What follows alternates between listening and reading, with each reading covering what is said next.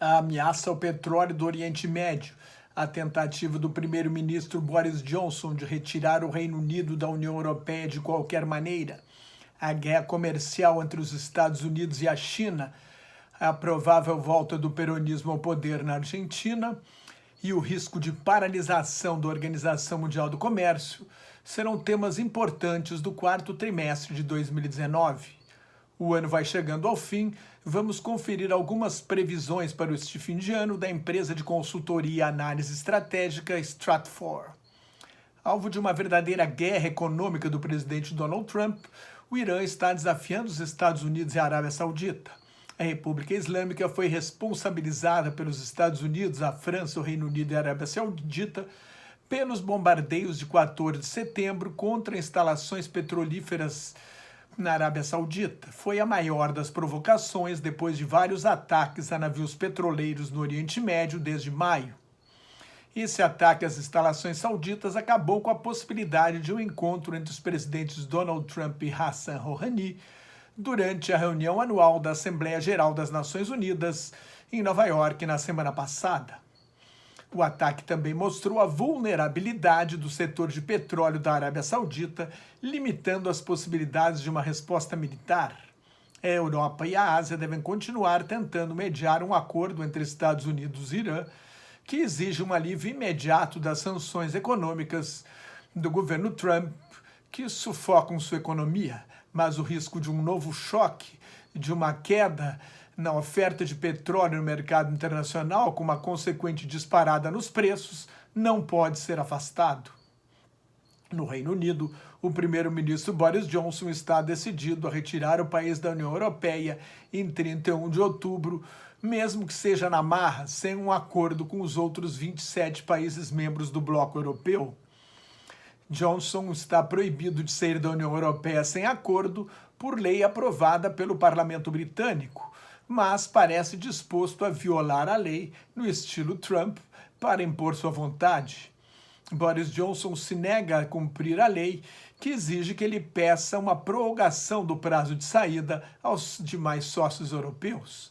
Como na Constituição Britânica a soberania é do parlamento, os deputados cogitam passar por cima dele e ir a Bruxelas em nome do governo.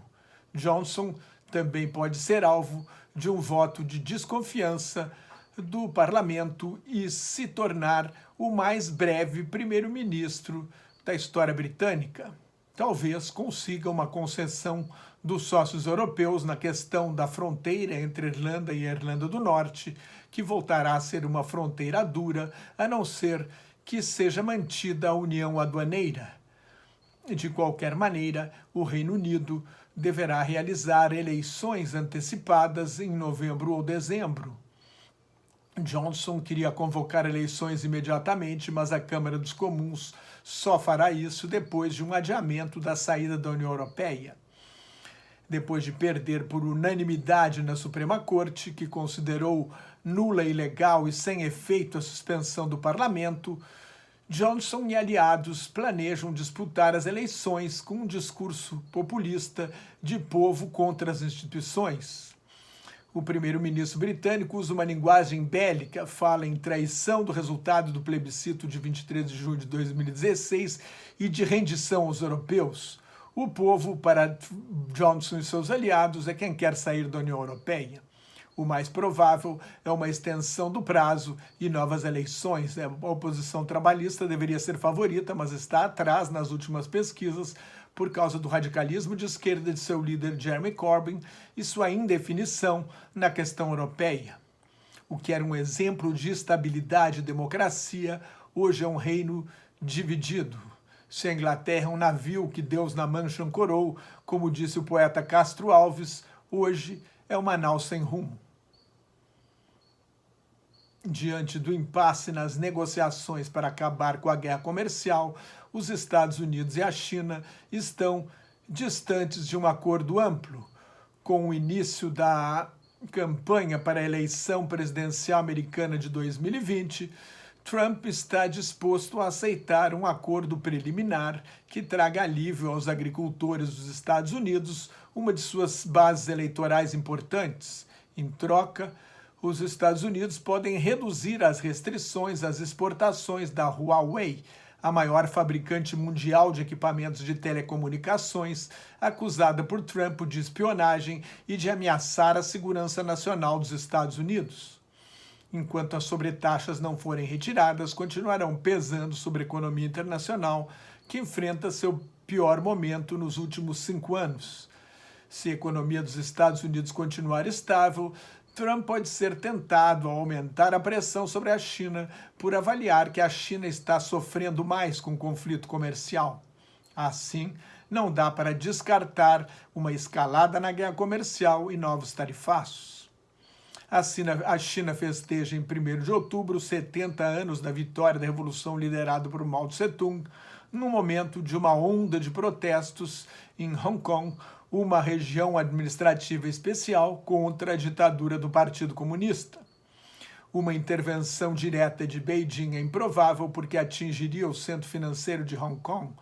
Como Trump precisa de acordos comerciais para se apresentar ao eleitorado como o melhor negociador do mundo, o Japão, a Índia e o Vietnã têm chance de obter algumas concessões neste momento, mas a Europa corre sério risco de sofrer com sobretaxas às exportações de automóveis, no momento em que a sua maior economia, a Alemanha, está à beira da recessão. Trump prefere negociações e acordos bilaterais em que acredita ser capaz de impor o poderio econômico dos Estados Unidos. Ameaça destruir o sistema multilateral de comércio criado pelos americanos. Se o governo Trump não parar de bloquear a nomeação de membros para o painel de solução de conflitos da Organização Mundial do Comércio, a OMC, esta espécie de Tribunal do Comércio Internacional ficará paralisado a partir de 10 de dezembro. Trump acusa a OMC de não punir práticas comerciais desleais, especialmente da China. O fim de um sistema baseado em regras, com uma instituição encarregada de resolver conflitos comerciais, vai trazer mais incerteza à economia global. Com a OMC, mais de 150 países podem adotar regulamentações semelhantes. Pela lógica de Trump, cada acordo cria seu próprio sistema regulatório. Na Argentina, todas as pesquisas apontam a vitória do ex-ministro Alberto Fernandes, candidato da oposição peronista, no primeiro turno da eleição presidencial, em 27 de outubro. A ex-presidente Cristina Kirchner é vice da chapa peronista contra o presidente Maurício Macri, que derrotou o kirchnerismo há 4 anos, prometendo estabilizar a economia argentina, atrair investimentos e gerar empregos. Macri herdou de Cristina uma economia viciada em subsídios à energia, alimentos e transporte, que causava um déficit público e inflação. Com políticas liberais e reformas graduais, não conseguiu recuperar nem equilibrar a economia argentina. O país está em recessão desde o ano passado, a inflação ronda os 50% e a taxa básica de juros subiu para 78% ao ano. Nestas condições, não há governo que ganhe eleição. É mais um aliado que o presidente Jair Bolsonaro perde depois do vice-primeiro-ministro da Itália, Matteo Salvini. A expectativa é que Alberto Fernandes seja mais pragmático e menos ideológico do que Cristina Kirchner, de quem se afastou no início do governo dela em 2008, depois de ser uma espécie de chefe da Casa Civil de Néstor Kirchner. A indicação de Alberto Fernandes foi uma jogada de mestre de Cristina, mas a história argentina registra várias traições. Quando o presidente senta na cadeira na Casa Rosada, é ele que manda. Néstor Kirchner agiu assim com o seu antecessor, Eduardo Duhalde, a quem devia a sua candidatura. Mais notas e comentários sobre política internacional no meu blog Globalização em Crise, que está em nelsonfrancojobim.blogspot.com, no meu Twitter e no Facebook. Muito obrigado.